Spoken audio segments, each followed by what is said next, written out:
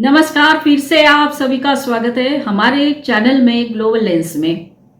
दोस्तों, जब हम हमारे घर बनाने की बात करते हैं तो सबसे पहले क्या होता है? सबसे पहले तो हम सोचते हैं कि हमारा घर कैसा होना चाहिए, अंदर क्या चीज़ें होनी चाहिए। बहुत सारे सपने होते हैं हमारे। लेकिन जब हम घर बनाना शुरू करते हैं तो ऑब्वियसली फाउंडेशन से शुरू करते हैं। तो फाउंडेशन कैसा होना चाहिए? स्ट्रांग होना चाहिए। दीवारें खड़ी होती है तो दीवारें कैसी होनी चाहिए? वो भी स्ट्रांग होनी चाहिए। फिर बात की बात आती है जो अंदर का इंटीरियर डेकोरेशन है, बाकी अलग अलग चीजें हैं, वो बाद में आती है। घर को और सुरक्षित करने के लिए हम घर के आजू बाजू में बाउंड्री बनाते हैं, कंपाउंड वॉल बनाते हैं। ये तो हुई हमारी खुद की छोटे से घर जब बनाने की बात होती है वो बात। लेकिन अगर यही बात देश से कनेक्ट करते हैं तो यही बात आती है कि देश का फाउंडेशन स्ट्रांग होना चाहिए, देश की बाउंड्री वो स्ट्रांग होनी चाहिए, वो सुनिश्चित होनी चाहिए। और फिर बात की बात आती है। ये बात मैं क्यों कर रही हूं? क्योंकि बिल्कुल ये बात सटीक बैठती है यहाँ पे। 1947 में जब हम आजाद हुए तो क्या हो रहा था? हमारे नए घर का निर्माण हो रहा था। और जब नए घर का निर्माण हो रहा था तो ये दो तीन चीजें तो बहुत जरूरी थी कि देश का फाउंडेशन फिर से बनाना था, देश की दीवारें मतलब बाउंड्रीज फिक्स करनी थी, मजबूत बनानी थी। उसके बाद बात की बात जो है वो अंदर की चीजों के बारे में सोचना था। आप सोच रहे होंगे कि क्यों मैं यह बात कर रही हूं? क्योंकि ये बात आज उतनी ही खरी साबित हो रही है जो बात तब कही गई थी एक महान स्वतंत्रता सेनानी जिन्होंने अपना पल पल क्षण क्षण जीवन का सिर्फ देश के लिए दिया, देश हित के कार्यों के लिए दिया, स्वतंत्रता के लिए दिया। वो थे स्वतंत्र वीर विनायक दामोदर सावरकर, जिनकी आज जयंती है। और इसीलिए मैंने ये बात कही। उनके विचार, उनका दृष्टिकोण, उनका वैज्ञानिक दृष्टिकोण, सामाजिक दृष्टिकोण, सब कुछ जो है आज भी उतने ही ताजे लगते हैं जितने उस टाइम पे भी होंगे। लेकिन उनके विचारों को समझने के लिए समय चाहिए। और वो खुद हमेशा कहते थे कि मेरे विचार लोगों को समझने के लिए कम से कम 40 साल लगेंगे। और आज ये बिल्कुल खरी बात लगती है, क्योंकि जिस समस्याओं से गुजर कर आज देश उभर कर आ रहा है उसको देखते हुए लगता है कि इस इंसान ने मतलब सावरकर जी ने सही बात उस टाइम पे की थी, जिसको कभी भी हमारे तत्कालीन प्रधानमंत्री नेहरू जी ने नहीं सुना, उसको इग्नोर करते थे। या फिर हम ये भी कह सकते थे कि नेहरू जी ने उनको अपमानित ही किया। सारी दुनिया जानती है कि नेहरू जी और सावरकर इनके बीच में आइडियोलॉजिकल डिफरेंसेस थे। तो इसका मतलब ये नहीं था कि इतना उनका अपमान किया जाए। जिस व्यक्ति ने 11 साल काला पानी की सजा भुगती, जिस व्यक्ति ने 2 बार लाइफ इम्प्रिजनमेंट की सजा उनको दी गई, वो एकमात्र ऐसे स्वतंत्रता सेनानी थे जिनको ये सजा मिली, ब्रिटिश गवर्नमेंट ने दी थी। सबको पता है, मुझे और कुछ बताने की जरूरत नहीं है। ऐसे इंसान का अपमान या उनके सजेशंस को इग्नोर करने का काम तत्कालीन प्रधानमंत्री जी ने किया था। जब देश आजाद हुआ तो क्या देश का विभाजन भी हुआ, तो हमारे देश का निर्माण हो रहा था, तो हमारा फाउंडेशन उतना ही स्ट्रांग होना चाहिए था, हमारी बाउंड्रीज उतनी ही स्ट्रांग होनी चाहिए थी। और इसीलिए सावरकर जी ने ये देखा था कि अगर ये दो चीजें नहीं होगी तो भारत भविष्य में बहुत सारी समस्याओं का सामना करेगा, बहुत सारे चैलेंजेस आएंगे। और इसीलिए उन्होंने ये बार बार सजेशंस दिए थे नेहरू जी को कि ये किया जाना चाहिए। तो पहला सजेशन क्या था? पहला सजेशन ये था कि बाउंड्रीज सुनिश्चित करिए। हमारी बाउंड्रीज, हम घर की बाउंड्रीज सुनिश्चित करते हैं तो वो तो देश विभाजित हो चुका था, अखंड भारत विभाजन हुआ था, तो बाउंड्रीज सुनिश्चित करने की जरूरत थी जो नहीं की गई। तुरंत 1947 में देखा हमने, पाकिस्तान के मुजाहिदों ने जम्मू कश्मीर में आक्रमण किया, युद्ध शुरू हुआ, हम युद्ध जीत रहे थे। लेकिन क्या नेहरू जी को पता नहीं क्या सूझी, वो मामला यूनाइटेड नेशंस में लेके गए और बाउंड्री हमारी सुनिश्चित नहीं हो गई है, एलओसी बना दी गई, जहां युद्ध रोका गया है वो बाउंड्री बन गई और पाकिस्तान ऑक्युपाइड कश्मीर आज हमारे सामने है। जीत रहे थे हम युद्ध। मेजर जनरल करियप्पा ने नेहरू जी को 1 महीने का समय मांगा था कि मुझे 1 महीने का समय दीजिए, पूरा जम्मू कश्मीर हमारे अंदर होगा।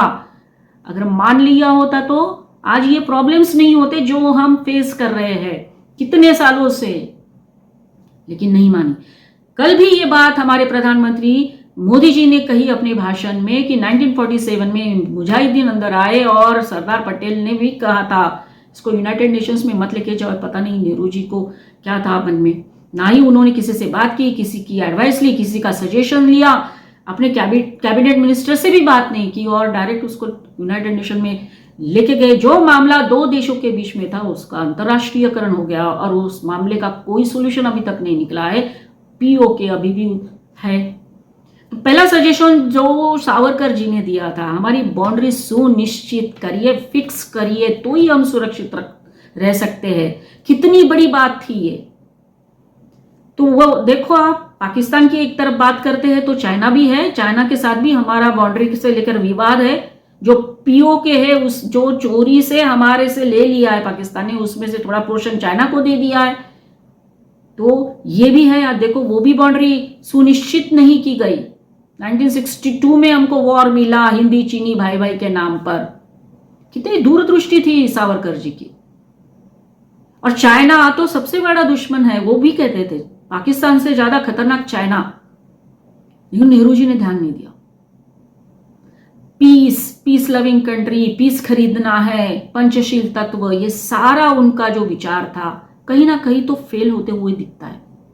और इसलिए इतिहास से संबोधन लेना चाहिए। ये बात कल भी मोदी जी ने कही थी कि इतिहास को पढ़ो, उसमें से सीखो, ताकि आने वाले दिनों में वो गलतियां फिर से रिपीट ना हो, हमारा फ्यूचर अच्छा बने।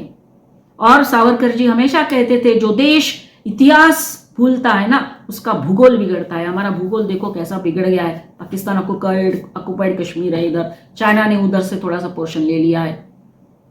तो पहला सजेशन, बाउंड्रीज सुनिश्चित करिए। और सुनिश्चित कैसी होती है वो भी कहा था। हम देश की बाउंड्री, देश की जो सीमाएं हैं, वो कोई सूत के धागों से सुनिश्चित नहीं होती है, खून के बूंदों से सुनिश्चित होती है, तभी वो सशक्त बनती है, शक्तिशाली बनती है। ये कहा था सावरकर जी ने, नहीं माना।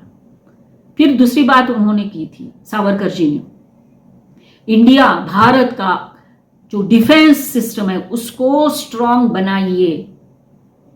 आज हम देखो क्या बात कर रहे हैं, हमारे प्रधानमंत्री जी भी ये बात कर रहे हैं कि हमारा डिफेंस सिस्टम कितना स्ट्रांग है। हमने दुनिया को बता दिया ऑपरेशन सिंदूर के माध्यम से।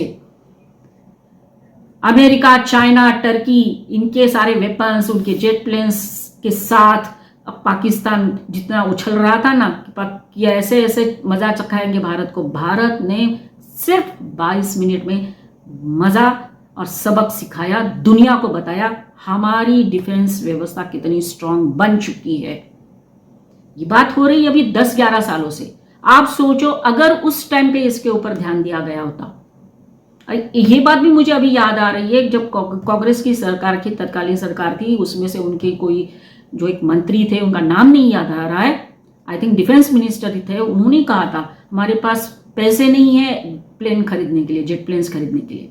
इतनी अवस्था बुरी थी हमारी। तो जो सजेशंस उनको दिए गए या फिर जिसके ऊपर गौर करना चाहिए था उसको नहीं किया। और हम अपना मतलब नेहरू जी अपना उदारमतवाद, पीस लविंग पाकिस्तान के ऊपर मेहरबान होते हुए उन्होंने क्या क्या नहीं किया। इन द सेंस जो एग्रीमेंट्स किए, वो पीओके जो हमारे लिए कांटा बन गया है, आतंकवाद, ये बात भी मोदी जी ने कल कही कि भारत या फिर हमारा शरीर कितना भी सुदृढ़ क्यों ना हो, कितना भी सशक्त क्यों ना हो, लेकिन जब कांटा चुभता है तो दर्द होता है। और आतंकवाद एक ऐसा कांटा है जिसको जड़ से उखाड़ कर फेंकेंगे, ये भी कहा। तो अगर आप सोचो उस टाइम पे हम आगे बढ़ते, युद्ध जीतते, हमारी बाउंड्रीज फिक्स हो जाती, ये प्रॉब्लम नहीं होता। कितनी खरी बात कही थी सावरकर जी ने, वो नहीं मानी गई। डिफेंस व्यवस्था सुरक्षा जो अपना देश कर सकता है वो भी नहीं मानी उन्होंने तो न्यूक्लियर आर्म्स के लिए भी मना कर दिया था, ना बोल दिया था। और ये बात कही है बुक में। जब अमेरिका को पता चला कि चाइना जो है वो न्यूक्लियर टेस्ट करने जा रहा है, न्यूक्लियर वेपन्स बनाने जा रहा है, तब अमेरिका के जो प्रेसिडेंट थे JF कैनेडी, वो चाहते थे, उनके विचार थे कि भारत को भी न्यूक्लियर टेस्ट या न्यूक्लियर वेपन्स के बारे में सोचना चाहिए, करना चाहिए अपनी सिक्योरिटी के लिए, because India is a democratic country. लेकिन ये बात नहीं मानी गई, नेहरू जी खिलाफ थे इसके। ये बात सावरकर जी ने भी कही थी, भारत को न्यूक्लियर वेपन्स के बारे में सोचना चाहिए अगर उसको सशक्त देश बनना है तो। और ये बात वो हमेशा कहते थे कि अहिंसा हमारा धर्म है, लेकिन अहिंसा उसी के मुंह में शोभा देती है जो बलवान होता है। और बलवान कौन होता है? जो देश शक्तिशाली है डिफेंस में, अपनी इकोनॉमी में, जो आज हम देख रहे हैं। हमारी डिफेंस सिस्टम और हमारी इकोनॉमी भी स्ट्रांग बनती गई, आज हम चौथे स्थान पर है। तो हम दुनिया को बता सकते हैं आज और बोल सकते हैं कि हमारा धर्म तो जरूर अहिंसा परमो धर्म है, हम अहिंसा में मानते हैं। लेकिन जब इस तरह की वारदातें है वो होती होंगी, इस तरह के हमारे ऊपर आक्रमण होते होंगे, तो उसका जवाब हम देंगे। और यही बात है, ऑपरेशन सिंदूर जारी रहेगा, हमारे प्रधानमंत्री मोदी जी कह रहे हैं। दूसरा सजेशन सावरकर जी ने जो दिया था। तीसरा और एक सजेशन दिया था कि हमारी खुद की एजुकेशन सिस्टम होनी चाहिए। सही बात है, जब ब्रिटिश यहां से गए तो अपना खुद का कुछ होना चाहिए था, जो हमारी खुद की एजुकेशन सिस्टम होनी चाहिए थी, जो ब्रिटिश ने बदली थी, जो हमारी पुरानी अच्छी। आप कितने सारी यूनिवर्सिटी का एग्जाम्पल ले सकते थे, कितने हजारों विद्यार्थी बाहर से आते थे पढ़ने के लिए, इतनी स्ट्रांग हमारी एजुकेशन सिस्टम थी। लेकिन ब्रिटिशों ने उसको बर्बाद किया, क्योंकि वो जानते थे कि देश के ऊपर, भारत के ऊपर राज करना है तो कैसे राज कर पाएंगे, तो उनकी जो प्रणाली एजुकेशन व्यवस्था है उसको खत्म करिए। लॉर्ड मैकाले ने क्या किया, रिपोर्ट में यही तो बोला कि भारत के ऊपर राज करना असंभव है, लेकिन अशक्य भी नहीं है। अगर हम उनकी एजुकेशन सिस्टम बना पूरी तरह से चेंज कर देते हैं तो उनके मन में एक इंफीरियरिटी कॉम्प्लेक्स आ जाएगा, और वही काम उन्होंने किया। जब ब्रिटिश गए तो उनके साथ वो सब कुछ चला जाना चाहिए था, लेकिन हमने उसी के ऊपर काम किया। वेस्टर्न एजुकेशन सिस्टम या वेस्टर्न कल्चर, वेस्टर्न विचार से नेहरू जी इतने प्रभावित थे, भूल गए जो फंडामेंटल था, फाउंडेशन है हमारे देश का, हमारी पुरानी जो एजुकेशन सिस्टम थी वो। साथ साथ साइंस भी था ना, नो डाउट, शास्त्र था ही, लेकिन नहीं हुआ। तो देखा हमने हम कैसे मानसिक गुलाम आज भी है। वेस्टर्न विचार हमको अच्छे लगते हैं, जो वेस्ट से आता है वो अच्छा लगता है, वही सही लगता है। वो जो इंफीरियरिटी कॉम्प्लेक्स हमारे मन में वो अभी भी नहीं गई है, मानसिक गुलामी अभी भी है। कारण यही है, इतने सालों तक इसके बारे में नहीं सोचा गया। अभी जब ये सरकार बदली तो न्यू एजुकेशन पॉलिसी आई और वो एक कदम आगे बढ़ रहे हैं अभी इसके बारे में चेंजेस लाने के लिए। हमको हमारा गौरवशाली इतिहास नहीं मालूम है, जो चेंज हुआ डिस्टॉर्टेड इतिहास है वही हमको मालूम है। तो ये एजुकेशन सिस्टम का महत्व सावरकर जी ने जाना था और इसीलिए ये सजेशन दिया था, हमारी खुद की एजुकेशन सिस्टम होनी चाहिए। वो बात नहीं मानी है। तो कितने 3 इंपॉर्टेंट सजेशंस या विचार उनके थे। एक तो है बाउंड्रीज सुनिश्चित करना, दूसरा अपनी खुद की डिफेंस व्यवस्था सशक्त बनाना, ना उतना डिफेंस व्यवस्था मतलब आर्मी नहीं, उन्होंने पुलिस व्यवस्था को भी स्ट्रांग बनाने की बात की थी।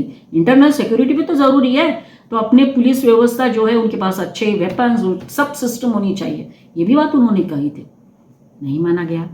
तीसरी बात एजुकेशन सिस्टम, मतलब जो 3 बेसिक पिलर्स किसी भी देश को स्ट्रांग बनाते हैं वो इग्नोर किए गए, नहीं सोचा गया। नेहरू जी ने उसके ऊपर ध्यान नहीं दिया और इसका फल हम भुगत रहे हैं आज भी। ऑपरेशन सिंदूर हमें ये सिखा रहा है, इतिहास से सीखते हुए आगे बढ़िए। पीओके लेने की बात हो रही है, पीओके लेंगे तो हमारी बाउंड्रीज सुनिश्चित हो जाएगी, फिक्स हो जाएगी। फिर किसी की हिमाकत नहीं होगी अंदर आने की। तो ये बात सावरकर जी ने तब कही थी। तो सावरकर के विचारों को जानना है तो उनको पढ़ना पड़ेगा, पढ़ने के बाद उसको समझना पड़ेगा, तब जाके पता चलता है कि सावरकर के विचार आज भी रिलीवेंट है, प्रेजेंट में भी रिलीवेंट है और आगे भी रिलीवेंट रहेंगे। और इसलिए वाजपेयी जी हमेशा कहते थे सावरकर यानी तिखट, सावरकर यानी तीर, सावरकर यानी तलवार। क्या इतना अच्छा शाब्दिक वर्णन अटल जी ने सावरकर जी के बारे में करा है।